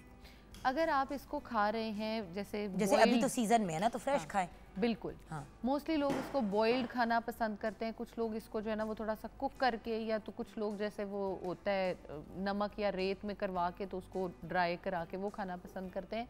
अगर आप इसको स्टीम या उस फॉर्म में यूज़ कर रहे हैं, आपके जो है कुक्ड फॉर्म घर की, उसको आप तकरीबन 8 से 10 भी खा सकते हैं पूरे दिन में, क्योंकि इसके जो 10 होते हैं, जो नॉर्मल हम शेल की अगर बात करते हैं तो उसमें तकरीबन 210 कैलोरीज, लाइक 210 कैलोरीज हैं, तो कोई बहुत ज़्यादा कैलोरीज भी नहीं आ जाती और न्यूट्रिशन आपको अच्छी खासी मिल जाती है। लेकिन अच्छा, अगर लोग आप उसमें मिर्च मसाले बहुत डालते हैं। अच्छा देखिए, जिस चीज़ का जो टेस्ट होता है ना, हमें उसको ही इंजॉय करना चाहिए। इसका थोड़ा सा हम कहेंगे कि ऐसा टेस्ट होता है टैंगी सा या टेस्टलेस सा, या इसको हम उस टेस्ट में, जैसे पपाया को हम कह देते हैं कि ये उस टेस्ट में आते हैं। तो आपने अगर कोई मसाले या कुछ भी ऐड ऑन करना है तो आप इसके साथ कोई सॉस बना लें। ये ना करें कि उसके ऊपर नमक, काली मिर्च। कुछ टाइम पहले, लास्ट ईयर की आई थिंक बात है, एक पेशेंट मुझे कहे कि मैं तो रोज़ सिंघाड़े खाती हूँ। मैंने उससे पूछा कि तुम किस तरह से इनको इनकॉर्पोरेट करती हो? आगे से कह रही है मैंने इनको छोटे छोटे पीसेस करके हर सैलड की चीज़, मसाले, मैं इसमें लाल मिर्च, काली मिर्च, पता नहीं कौन कौन से मसाले डाल के ना मैं इसे मिक्स करती हूँ। मैंने कहा तो तुम्हें पता चलता है तुम सिंघाड़ा खा रही हो? आगे से कहती है नहीं, मुझे बिल्कुल पता नहीं चलता, तो मैं ऐसे ही खा लेती हूँ। मैंने कहा अच्छा, तुम्हारे इस तरह सिंघाड़ा खाने के ना फ़ायदे भी हैं, नुकसान भी है। कहती है फ़ायदा क्या है? मैंने कहा फ़ायदा ये है कि तुम्हें पता नहीं चल रहा कि तुम सिंघाड़ा खा रही हो और उसके तुम्हें बेनिफिट्स मिल रहे हैं। आगे से कह रही है नुकसान क्या है? मैंने कहा नुकसान ये है कि तुम्हारे ब्रेन को पता ही नहीं है कि तुम सिंघाड़ा खा रही हो, तो तुम्हें मैक्सिमम बेनिफिट्स जो है वो मिलेंगे ही नहीं। एग्जैक्टली। क्योंकि हमारा ब्रेन जब तक एक्टिव नहीं होता, वो उसके हार्मोन्स उस तरह से सिक्रीट नहीं करता, आपकी वो चीज़ें आपको प्रॉपर बेनिफिट देती ही नहीं है। तो आपको एटलीस्ट माइंडफुल होकर ये पता होना चाहिए कि आप क्या खा रहे हैं। और अगर आप इसको ड्राइड फॉर्म में यूज़ कर रहे हो तो आप इसकी एक दिन में, जैसे अगर हम रोटी पे बात मैं करती हूँ, फिर उसके बाद टेबल स्पून्स पे आते हैं। आप रोटी की अगर बात कर रहे हो तो आपका जो वो बनाते हो आप रोटी बनाने के लिए डो जो आपकी होती है, वो इतनी अगर डो एक टाइम पे आप ले रहे हो, यानी 2 टाइम अगर हम रोटी सिंघाड़े की यूज़ कर रहे हैं, तो आपने मैक्सिमम 3 to 4 टेबल स्पून्स, इससे ऊपर आपका जो वो आटे का वो है वो नहीं जाना चाहिए। इसलिए क्योंकि जब हम बहुत ज़्यादा एक्सेस भी कर देते हैं तो हम उसको, जैसे देखें बहुत सारे वाइटामिन्स हैं, हमें वो एक लिमिटेड अमाउंट में चाहिए। आप क्या कर रहे हो, आप सुबह उठ रहे हो ऑरेंज जूस भी पी रहे हो, उसके बाद जो है वो आप सिंघाड़ा भी बहुत ज़्यादा खा रहे हो, आप विटामिन सी की गोलियां भी खा रहे हो। तो विटामिन सी एक ऐसा जो है वो विटामिन है जो आपने कंज्यूम किया, नहीं यूटिलाइज हुआ, वो बॉडी से एज इट इज़ बाहर चला गया, आपको उसके बेनिफिट्स ही नहीं मिले, फ़ायदा क्या हुआ आपको उसको यूज़ करने का, आपकी बॉडी से एक्सक्रीट आउट हो गया। तो चीज़ वो इस्तेमाल करें जो आपको बेनिफिट भी दे। अगर आप इसको रोटी की फॉर्म में यूज़ कर रहे हो, आप इसको सालन, बहुत सारे लोग इसका सालन भी पका के खाते हैं, आप इसका सालन भी पका रहे हो तो कोशिश करो आप इसको बॉईल कर लो और एज इट इज़ ही खाओ, और एज इट इज़ उसमें ऐड कर दो बाद में। हाँ, बेशक आप उसके जो न्यूट्रिएंट्स है ना वो आप प्रॉपर तरीके से ले लो।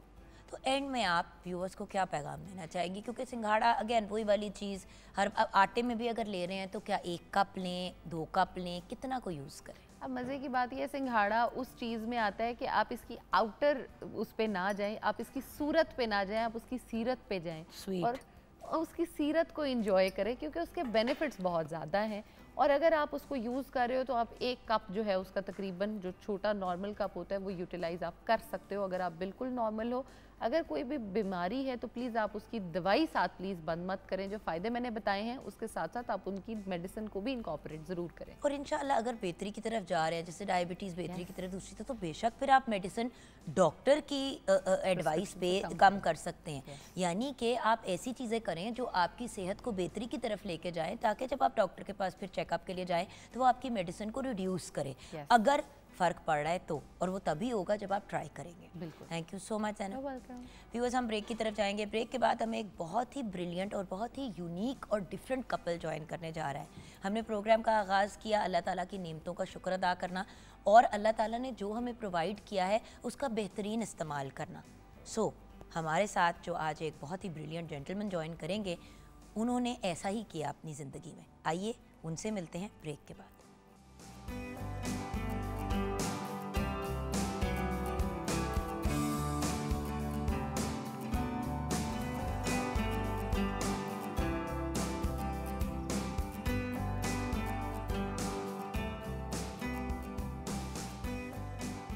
Welcome back from the break viewers. भाई एक बहुत ही ब्रिलियंट कपल ने हमें ज्वाइन किया है जो एक परफेक्ट रोल मॉडल हैं कि भाई शादियां कैसे चलाई जाती हैं और कैसे ज़िंदगी में जो भी आपको चीज़ें हैंड ओवर की जाएं इन लाइफ, उनको आप किस तरह से आगे लेके चल सकते हैं शुक्रगुजारी के साथ और पॉजिटिविटी के साथ। लेकिन उनसे मिलने से पहले हमने एक बहुत बड़ा टास्क दिया था, बल्कि शेफ़ अनम ने खुद ही टास्क टेक ऑन किया था 3 डिशेस तैयार करने का। जी अनम। जी जो गुनापी hot and sour soup ready हो गया, उसके कंडिमेंट्स है, साथ में हमने एग फ्राइड राइस है और ब्लैक पेपर चिकन है। तो आज की जो रेसिपी है कंप्लीट मेन्यू है, एंजॉय करें। और लवाजमात भी हैं, फिश क्रैकर्स भी हैं, सब कुछ आपने साथ तैयार किया, कंप्लीट मेन्यू, टोटल दस्तरखान। Thank you so much. You welcome. अच्छा अनम, मैं चाहूँगी कि आज ये जो 2 ब्रिलियंट पर्सनालिटीज़ हमारे साथ हैं, आप इनकी कहानी ज़रूर सुनें। बिल्कुल। आई नो कि आपका पॉप पोर्शन तो कंप्लीट हो गया, but they are truly inspirational personalities. बिल्कुल। मैं इनका ये पहला इंटरव्यू नहीं कर रही, एक दफ़ा पहले भी किया था, काफ़ी साल पहले। फिर मेरी मुलाकात हुई इनसे दोनों से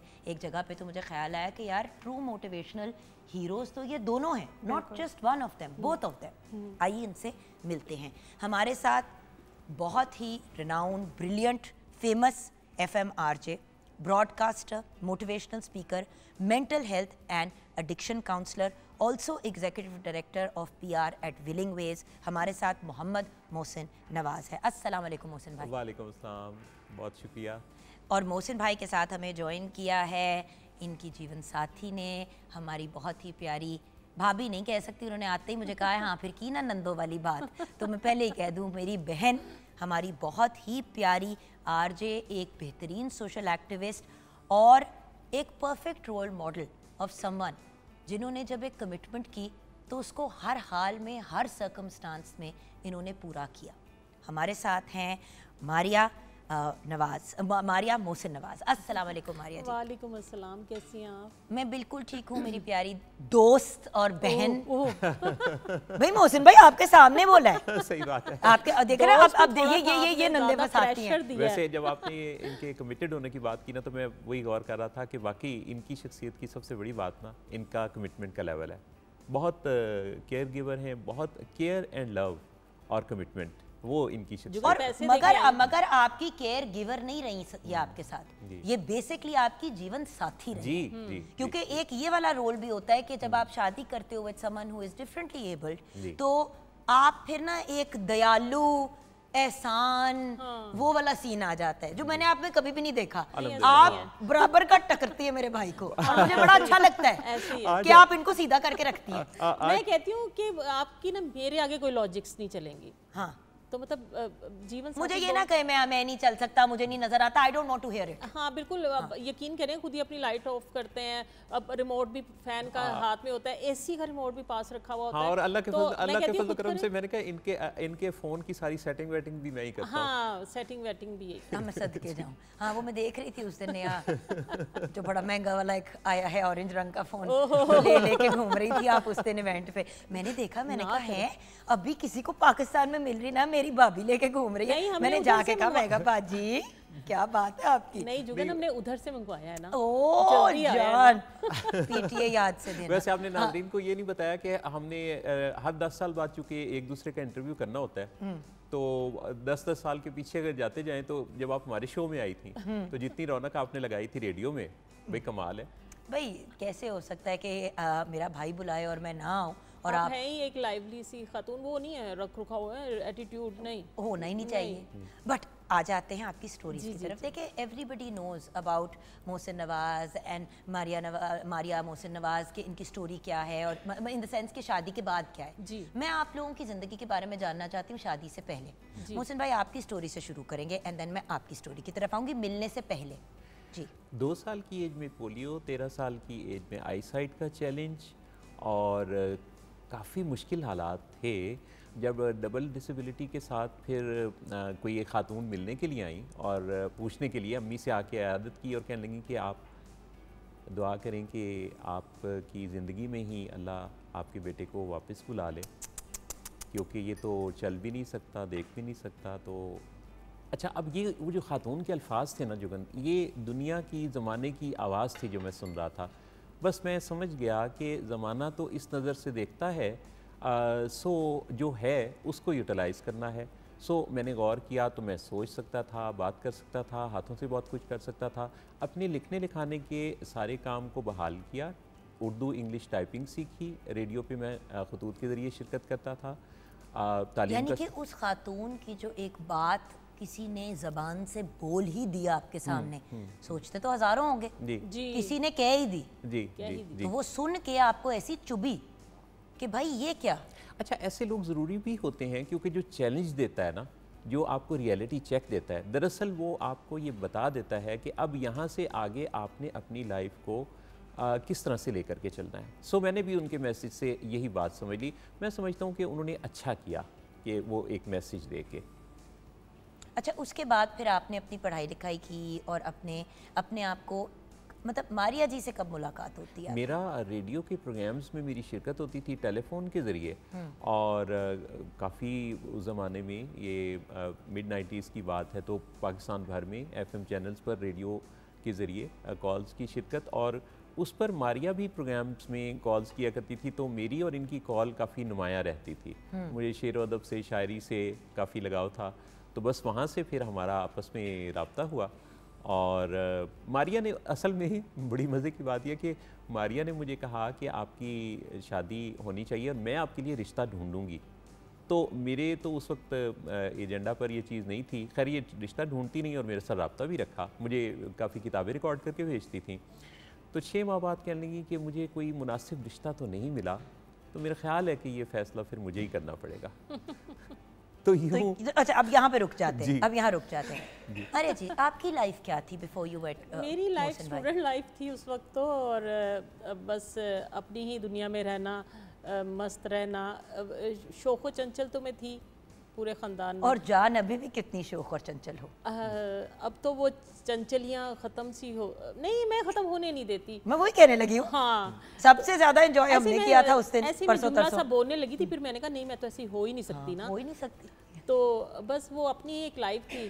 फिर लाइफ में थोड़ा सा टर्न आया, वो लड़कियों का होता है ना, सब कुछ एक लिस्ट होती है, सब अच्छा वाली, कि भाई सब मेरे साथ अच्छा ही हो, लड़का भी अच्छा हो, शादी के एक आइडियल्स बने हुए होते हैं कि वो ये भी हो, ये भी हो, ये भी हो, सब अच्छा अच्छा था। लेकिन इनसे फिर जब मैंने डिसीजन लिया तो फिर बस लेकिन एक ही तरफ सोचा। देखो, ये तो आपको पता था कि वो देख नहीं सकते और वो चल नहीं मैंने पाते। देखा नहीं था इनको, मैंने ऐसे कोई शख्स देखा नहीं था इस तरह की डिसेबिलिटीज़ के साथ, और उनकी लाइफस्टाइल मुझे पता नहीं था। मैंने इनको देखा ही शादी के बाद था। यानी टेलीफोन पर हमारी डिसीजन मैंने दोस्ती लिया थी। तो, लेकिन मैंने देखा शादी के बाद। अच्छा, बट जब शादी हो रही थी तो ये तो पता था कि जी, जी। he is in a wheelchair, जी, जी, जी, और जी। बिनाई का मैंने की ही इस वजह से थी कि एक शख्स की ज़िंदगी चेंज होनी चाहिए। कि एक लम्हे को ऐसी सिचुएशन बनी थी कि मुझे ये था कि इनके पेरेंट्स नहीं होते तो फिर इनका क्या बनेगा। तो वो एक लम्हा था जिस पे फिर मुझे ये डिसीजन लिया, और मैं उस पर फिर साबित कदम रही। इनके दोस्तों ने कहा कि एक दफ़ा वो आपको देख तो लें, ये ना हो कि वो बाद में पछताएं या कुछ ऐसा कहें।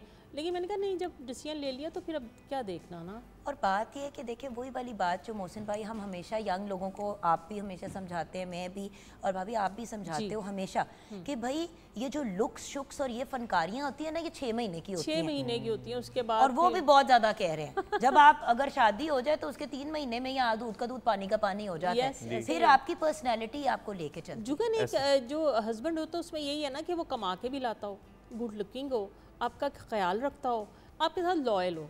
तो ये सारी चीज़ें इनमें थी। इन्होंने मुझे हमेशा खुद कमा के ला के दिया। वो मेरा शौक है कि मैंने काम और रेडियो चीज़ें वगैरह continue किया, करती। तो वरना इन्होंने तो सारी ज़रूरतें खुद ही पूरी की, और केयरिंग भी हैं, और अपने काम ज़्यादातर ये खुद ही करते हैं। मुझे पता ही नहीं होता इनको कोई डिसेबिलिटी है। अच्छा मोहसिन भाई, कमिंग बैक टू जी, यू, जी। इन्होंने आपको कहा कि मैंने शादी करनी है जी। या हम लोग कर लेते हैं, जी। और आप लोगों ने म्यूचुअल डिसीजन लिया। आपके जहन से उस वक्त क्या ये नहीं गुजरा?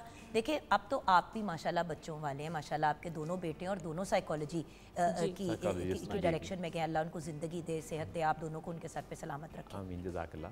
भैया वैसे ये बात कहते हुए एकदम से मेरे जहन में आया, ये उस लड़के के 2 बेटे हैं और बीवी हैं जिसको कहा गया था कि अल्लाह माफ़ी दे, तौबा इस्तग़फ़ार उसकी अल्लाह अपने माँ पास को बुला ले। कि आपको आपकी ज़िंदगी में ही इसको बुला ले। और तौबा इस्तग़फ़ार बड़ी दफ़ा ऐसा होता है, किसी के घर में डिफरेंटली एबल्ड बच्चा होता है, वो 30-35 साल की उम्र पे दुनिया से चला जाता है, तो घर वाले कहते हैं कि अल्लाह का शुक्र ही अदा करो, तुम्हें कुछ हो जाता तो कल को तुम्हारा बच्चा यही बेटा तुम्हारा रुलता रहता। सो आपने इन सब ग्लास सीलिंग्स को तोड़ा। लेकिन जब इन्होंने ये बात कही तो आपको नहीं महसूस हुआ कि यार ये लड़की है, ये इसकी सारी चीज़ें टेक्निकली नॉर्मल है? जी, अब मैंने पहले तो इन्हें एक नज़्म सुनाई। हाँ अभी सोच ले, फैसलों का सफ़र लफ्ज़ की नरम छाँव में कटता नहीं, फैसलों की नदामत से तकलीफ़ दे कोई भी दुख नहीं, जितने ख़दशे मेरे साथ चलने में हैं इस दौराहे पे रुक, और उन्हें अपनी आँखों में तरतीब दे कि अभी तेरे हाथों का हर फैसला तेरे हाथों में है। वाह। तो इस सारी कोशिशों के और कायल करने के बावजूद जब ये अपने अज़्म मुसम्मम के साथ कायम थी, तो अल्हम्दुलिल्लाह मुझे भी फिर यकीन था, मेरे अंदर से ये आवाज़ आ रही थी कि ये कुदरत का पैगाम और मैसेज जो है, एक नेमत की मेरी ज़िंदगी में शामिल होने का मैसेज है। तो मैंने भी फिर आगे बढ़ के पहले तो इनको सारा नफ़ा नुकसान गौर करने के लिए कहा, और अल्हम्दुलिल्लाह मुझे अंदाज़ा था कि मैं अपनी सारे काम का, ज़िंदगी के मामलात को देख सकता हूँ। तो फिर मैंने इनके साथ ये सारी बात जब हुई तो मुझे लगा कि काफ़ी डिटर्मिन्ड है, तो हमने अपनी। लेकिन भैया फैमिली भी तो होती है, तो मारिया जी घर वालों का क्या रिस्पॉन्स था? मारिया के घर वालों में जो इमीडिएट फैमिली मेम्बर्स थे वो तो इनके साथ थे। अच्छा सीरियसली? जी, वो जाहिर है कि टाइम लगता है समझाने में, और ये मतलब बहुत समझाना बड़ी पड़ा बात था। होती है, बहुत बड़ी। हाँ, वो तो समझाना पड़ा था, बहुत बड़ी बात होती है। और जिन जो रिलेटिव्स का इतना कंसर्न, भाई अगर लड़के की पहले से तलाक हुई भी हो, अब देखे कंपेयर टू जी, बीइंग जी, डिफरेंटली एबल्ड, तलाक नापसंदीदा चीज़ है, लेकिन मतलब अल्लाह माफ़ी दे कोई ऐसी चीज़ तो नहीं है ना, ये अगर किसी की अल्लाह माफ़ी दे बीवी की डेथ हो गई हो तो तब भी घर वाले, चाहे बच्चे ना भी हो, तब भी तो कहते हैं आए हाय क्यों इधर शादी कर रही हो, बच्ची बिल्कुल कुंवारी। जुगन बहुत से उनको जाहिर है कि खदशात थे, लेकिन फिर जब देखा इनको सब कुछ खुद करते हुए और अच्छी लाइफ हमारी गुजर रही थी, फिर जाहिर है कि पेरेंट्स का सेटिस्फाइड तो हो गए थे वो ना। बेसिकली जो मुझे लगता है ना कि किसी भी चीज़ में एक जो आम, वैसे तो आम हर शख्स के लिए ही है, लेकिन अगर कोई फिज़िकली चैलेंज या डिफरेंटली एबल्ड जिन्हें हम कहते हैं, अगर ऐसा हो पर्सन, तो उसका फाइनेंशियली फिट होना, उसका पेरेंट्स अच्छे होना, उसका और उसकी सोशली उसका अपने आप को मनवाना, उसका थोड़ा पॉपुलर होना, यानी इस तरह की जो नहीं, चीज़ें। बट भैया देखिए, जैसे कि मारिया जी ने कहा कि उसकी अपीयरेंस अच्छी होना, देखिए कि मैटर करता है। हाँ, मोहसिन भाई, आपने हमेशा अपनी लुक, अपनी ग्रूमिंग, अपनी हर चीज़ के ऊपर, इवन तो आप खुद नहीं देख सकते कि आप कैसे लग रहे हैं, लेकिन आपने हमेशा फोकस किया। मुझे यही तो बात समझ नहीं आती बड़ी दफ़ा कि देखें, नो डाउट जिनके घरों में ऐसे बच्चे होते हैं जो डिफरेंटली एबल्ड होते हैं, उनके बाल बनाओ, उनको तैयार तो कराओ, कमरों की हद नहलाओ, तक नीट छोड़ते हैं, क्लीन वो करो, समझते हैं। बच्चों को भी एक सिखाओ कि बेटे अगर आप नहीं भी देख सकते या खुद नहीं भी कर सकते तो अपनी ग्रूमिंग पे तो तवज्जो दो। जी जी, बहुत मैटर करता है। आप किसी को लाचार दिखाएं तो ना प्रेजेंट तो ना करें दुनिया को। पहले तो जुगन वो प्रेजेंट ही नहीं इतना करते, उनको छुपा देते हैं। और we teach people how to treat us, कि मैंने लोगों को अपने साथ होने वाले बर्ताव के लिए टीच करना है।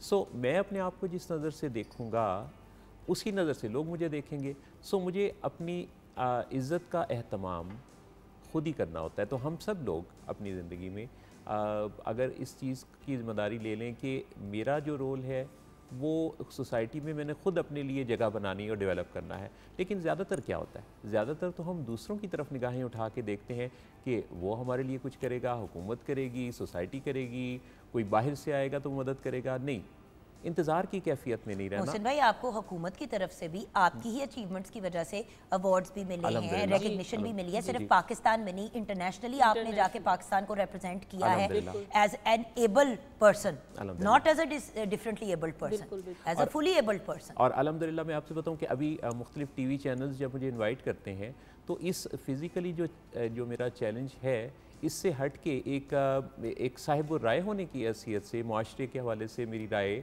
या साइकोलॉजी काउंसलिंग में मेरे काम के पॉइंट ऑफ व्यू से मेहमान की हैसियत अब जब ये बनती है तो मुझे बहुत खुशी होती है कि ये चीज़ तो पीछे ही कहीं रह गई कि ये कोई फिज़िकल चैलेंजेस भी थे। लेकिन भैया ये आपका पर्सपेक्टिव है, आपके बारे में भाभी ये मैं जानना चाहूँगी और चाहूँगी कि आप सच्ची बात करें, वो बात ना करें जो लोगों को वो जो बहलाने के लिए हम सब करते हैं पब्लिकली।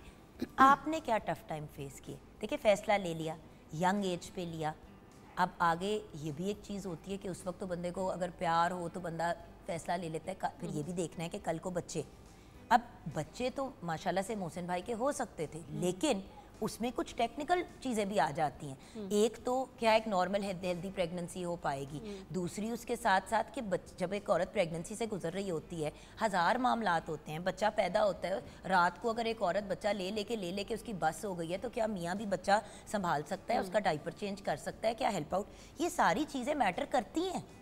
तो आपने क्या टफ टाइम्स फेस किए अपने फैसले की वजह से? जुगन, मैं समझती हूँ कि जब मैंने टफ टाइम लिया वो सारी ही ख़वातीन करती ही होंगी, उसमें कुछ इतना डिफरेंट नहीं था। मोहसिन ने केयर की, जैसे कि मैं अगर बच्चों की बात कर रही हैं, शुक्र अल्लाह का, अल्लाह ताला ने नॉर्मल बच्चे और बड़े अच्छे शरीफ बच्चे दिए। पहली बात है वो इतना तंग भी नहीं करते थे। फिर काम तो था कि काम तो मुझे करना होता था और बच्चों को भी देखना होता था। तो मैं जैसे अगर काम कर रही हूँ तो मैं मोहसिन के पास बच्चों का वॉकर या प्रैम रख देती थी कि आप इनको देख लें। और फिर बाहर के भी मुझे ज़्यादा काम करने होते थे, जाहिर है कि मोहसिन नहीं जाने की एग्जांपल देती हूँ, बच्चा बिजली की तार एक आपको सिनारियो दे रही हूँ, सॉरी मोहसिन भाई, सख्त बातें इसलिए कर रही हूँ कि बहुत से लोग इस वक्त ये अपने जहन में सोच रहे होंगे, बच्चा है वो खेल रहा है, वो बिजली के अंदर उसको प्लग नजर आ रहा है, उसमें उंगली डाल रहा है। अब मोहसिन भाई तो नहीं देख सकते ना कि वो डाल रहा है प्लग में। एक्चुअली आप अगर किचन में हांडी रोटी कर रही हैं, मैं जॉइंट फैमिली में थी, मेरी सास भी मदर इन लॉ मेरे साथ थी, तो वो फिर बच्चे हमारे तो बहुत ज़्यादा घर में ऐसा कीमती वाले बच्चे समझे जाते थे ना, तो वो उनका ज़्यादा उनको लुक आफ्टर वो भी करती थी, देखती थी। और जो मैं बता रही हूँ कि स्विच बोर्ड और ये सब ना मोहसिन की जो हमारे रूम में इस तरह से थे कि मोहसिन की रीच में थे वो सारे।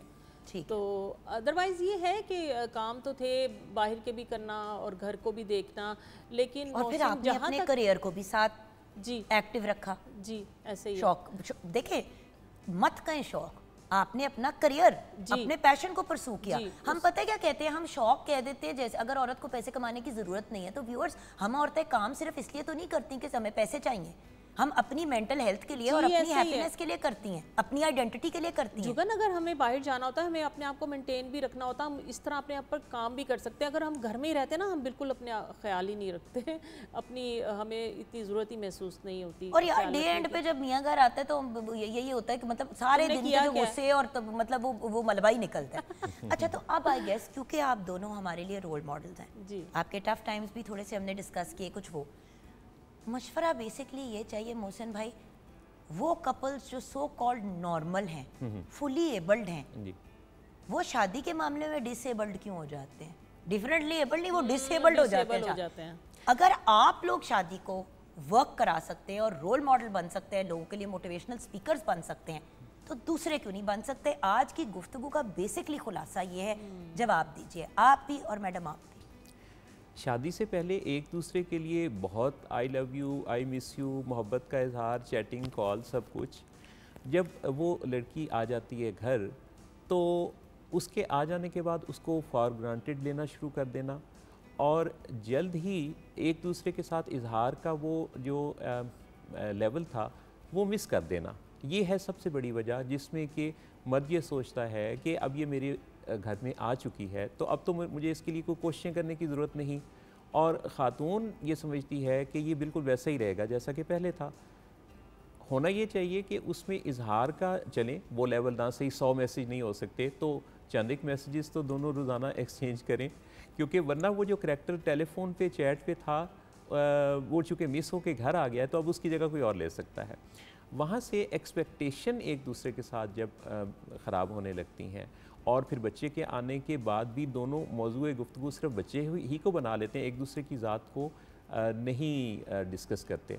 फिर ये भी चीज़ है कि जो ताल्लुक बना ही भैया एक दूसरे के बारे में पूछना, एक दूसरे में इंटरेस्ट लेने का, उस ताल्लुक के पक्के होने के बाद, स्टैंप लगने के बाद, जी। साइन होने के बाद, कबूल करने के सडनली बाद। वही वाहिद चीज़ है जो आप करनी छोड़ देते हैं। एक वो दूसरे यही का है ना कि पूछना। वो चीज़ हमें हासिल हो जाती है ना, जी जी फिर वो हासिल होने के बाद उसकी वैल्यू वो नहीं रहती। कदर नहीं रहती। अच्छा, फिर एक और चीज़ भी है कि शादी से पहले इसकी तैयारी भी ज़रूरी है। सिर्फ जिस्म को पसंद कर रहे हैं या और मौज़ूआत की दिलचस्पी के हैं। मेरे और मारिया के माबैन जो आपस में हम आहंगी की बहुत बुनियादी वजह ये है कि हमारी दिलचस्पियाँ भी एक जैसी हैं। और सबसे बड़े एक दूसरे के आप फैंस हैं, तो मैंने देखा है। आप उस दिन जब बात कर रहे थे, जब आप पोडियम पे हम जब ट्रिब्यूट पेश कर रहे थे, अल्लाह जन्नत नसीब करे यास्मीन ताहिर साहिबा को, जो आपकी उस्ताद भी रह चुकी है रूहानी, और she was like a mother figure. तो आपका तो उनसे बहुत एक इंडिविजुअल प्यार था। जब आप बात कर रहे थे तो मारिया जी ने एक एक चीज़ आपकी रिकॉर्ड की, और शुक्र है कि नंद का भी ख्याल करके रिकॉर्डिंग कर ली, वरना मेरी तो किसी ने नहीं की थी, मुझे भी मिल गई वो। तो थैंक यू, मैंने कहा ऑनर, शुक्रिया करूँगी। तो आप एक दूसरे के सबसे बड़े फैन भी हैं। अल्हम्दुलिल्लाह। जी बिल्कुल, हम प्रमोट करते हैं एक दूसरे को, मतलब इंटरेस्ट लेते हैं एक दूसरे को। जैसे मोहसिन को इवन कोई अगर मुझे पता चला है कि कोई स्पेशल लेडी मिलने आ रही है ना ऑफिस में, तो मैं इनकी ड्रेसिंग पे ज़्यादा काम करती हूँ उस दिन। जैसे अभी अमेरिका से खातून आई हुई थी ना, तो उस दिन मुझसे ज़्यादा इनको फिक्र थी कि वो अमेरिका से आपसे मिलने के लिए आई हैं। तो मतलब ख़वातीन क्या करती हैं कि बहुत ज़्यादा ओवर कॉन्शियस हो जाती हैं और हस्बैंड्स को लेके, और फिर तरस खाना शुरू कर देती हैं। और हाय जी, मैं आपको मैं आप अच्छा जी आपको आवाज़ तो आ रही है, और भाई उनको नजर नहीं आ रहा, कान उनके ठीक है। तो ठीक है। अक्सर लोग कहते हैं जी खाना ये कैसे खाते हैं, मुंह से खिलाती, भाई वो मुंह में ही डालेंगे ना। अच्छा अजीब। अच्छा, एक और चीज़ जो है वो जो ख़ास बात है कि मेरे और इनके दरमियान अल्हम्दुलिल्लाह जो फ्रेशनेस है ना रिलेशनशिप की, क्योंकि शादी को आप ताज़ा रख सकते हैं, तो हमने बाकायदा यानी इन मौज़ूआत पे हमारी रोज़ाना बहुत सारी बातचीत अपनी दिलचस्पियों की होती है। कर सकते हैं। अच्छा, ख़ास बात ये भी है कि जो हस्बैंड वाइफ है ना, कई दफ़ा रूठ जाते हैं। ये बहुत बड़ा काम ख़राब ये होता है। ख़वातीन से मैं ये कहूँगा कि नाराज़ हो के उस घर से अपने मैके जाने की बिल्कुल ज़रूरत नहीं, ये आपका घर है। मैं कभी नहीं मैके गई नाराज़ हूँ, ये एक दफ़ा नहीं गई, कभी भी नहीं। हाँ हसरत ही रही वैसे। आदि हो गई है वैसे मोहसिन भाई आपकी, हसरत ही रही है कि कभी उसके चली जाओ तो मैं भी थोड़ा पार्टी कर लूं। घर में भी आप थोड़ा उनको पता है ना कि स्पेशल लेडीज आपको घर ना मिलने आ जाए, वो अक्लमंद है मेरी बहन। लेकिन घर में आप रह लें और थोड़ा साइलेंट हो जाएं, खामोशी कर लें, और फिर हालात ठीक हो जाते हैं जब आप अपनी स्पेस ही छोड़ देते हैं ना, तो फिर वो प्रोलॉन्ग हो जाती है, वो रुसना, वो नाराजगी। अच्छा, तो उसको प्रोलॉन्ग नहीं होने दें। आपस में ये नहीं है कि हमारी नोक झोंक नहीं होती, हमारे इख्तलाफात, 100 बातें।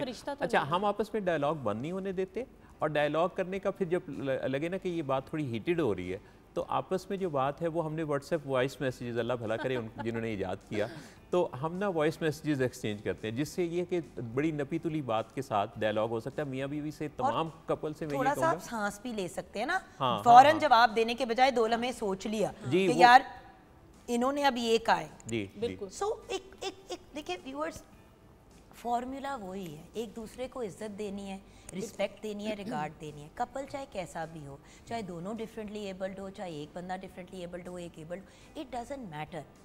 एक्चुअली हम लोगों ने वाहिद टर्म जहाँ पे यूज़ हो सकता है वर्ड डिसेबल्ड ना, अब तो हम अपनी शादियों में डिसेबल्ड हो गए। ऐसे ही। हमने खुद ही अपनी उन सलाहियतों और चीज़ों को छोड़ दिया है। एक छोटा सा एग्जांपल दे के आज के शो को क्लोज करूंगी कि व्यूअर्स, मैं कराची में ना कुछ 6-8 महीने पहले ड्रामे की शूट पे थी। मोहसिन भाई, आपको भी ये बात क्यूट लगेगी। जी, जी। आपने बात की ना फ्रेशनेस की, तो उससे मुझे फूल याद आ जी, गए। जी। तो मैं वो उधर रुके, उधर तो आपको पता है फूल वाले और डिफरेंट लोग चीज़ें, तो मैंने उससे 2 गजरे खरीदे, क्योंकि मुझसे कोई उससे एक दिन पहले जो ड्राइवर गाड़ी चला रहे थे, वो होते रेंट कार के ड्राइवर जो डेली आपकी ड्यूटी करते हैं प्रोडक्शन की तरफ से, तो उनकी ना फ़ोन पे अपनी मिसेज से बात हो रही थी, तो कुछ झगड़ा चल रहा था। तो उसे मैं तेरे बाद गल करांगे, हर वक्त तू शिकायत ही लांदी ड्राइवर तेरे को से बोल, कुछ पंजाबी, वो था भी पंजाब से, कराची में। तो मैंने बात सुन ली, मैंने कुछ नहीं कहा। अगले दिन मैंने गजरे लिए, तो मैंने गाड़ी से उतरते हुए उनको जो थोड़े से पैसे दिए और मैंने इनको गजरे पकड़ाए। मैंने कहा ये ना आज भाभी को जाके दे देना। किदी भाभी नो? मैंने कहा मेरी भाभी को, अपनी मिसेस को। हाँ जी, क्यों?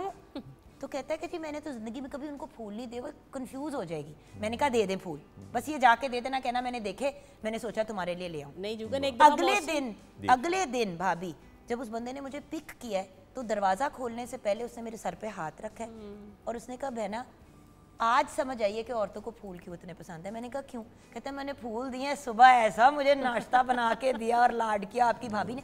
इतनी सी चीज, जी ऐसे ही है। 200 रुपए के गजरे। रिसर्चेस ये बता रही हैं कि खातून को 1 करोड़ का चेक दे दें और उसको ले जाके आइसक्रीम उसके साथ खाएं, तो दोनों में से ज़्यादा खुशी उसे इकट्ठे जाके आइसक्रीम खाने की होगी। सो छोटी सी ये चीज़ है व्यूअर्स, रिश्तों को, ताल्लुक को अच्छा और प्यारा खवातीन बनाना। इजहार मांगती है ना, वो बस कहती है इजहार ही हो, इजहार ही हो। तो मर्द जो है ना वो इसमें बहुत ज़्यादा मर्द सोचता है कि मैं इसकी ज़रूरतें जो कमी पूरी है। कर रहा हूँ तो इजहार कर ही रहा हूँ। हाँ। हालांकि लफ्सी इजहार भी ज़रूरी है और ख़वातीन को भी ये तवक्को नहीं करनी चाहिए कि मर्द कोई नजूमी है, वो भी बात करके बता दें अपनी ज़रूरत का, लेकिन ये दोनों तरफ ही थोड़ा तालमेल बनाने की कोशिशें करनी पड़ती हैं। बिल्कुल। Thank you so much Mohsin भाई, गॉड ब्लेस यू, खुश रहें, आबाद रहें।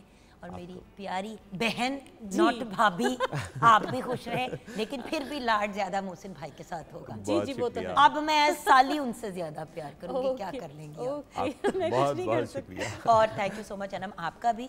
व्यूअर्स, वही वाली चीज़ जो बार बार कहते हैं, आप भी खुश रहें, दूसरों को भी खुश रखें।